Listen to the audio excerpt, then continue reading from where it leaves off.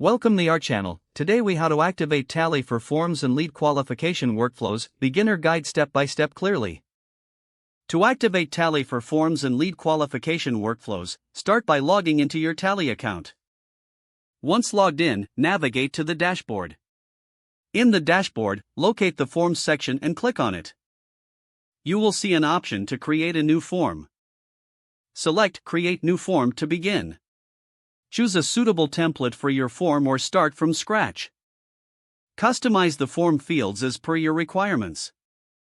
Make sure to include essential fields like name, email, and phone number.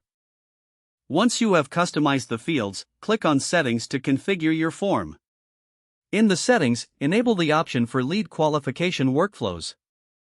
This feature allows you to automate the qualification process for incoming leads. Next, set up the lead criteria that you want to use for qualification.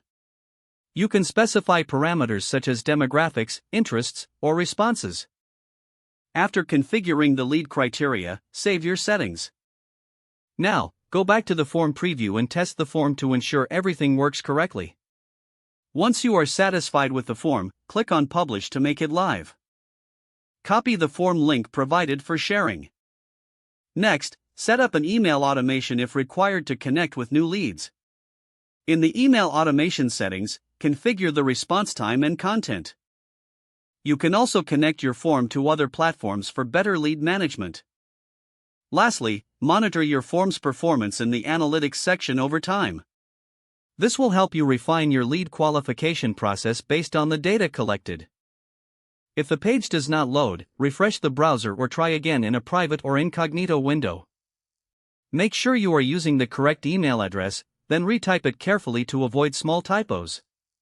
If your password is not accepted, use the reset option and create a new strong password you can remember.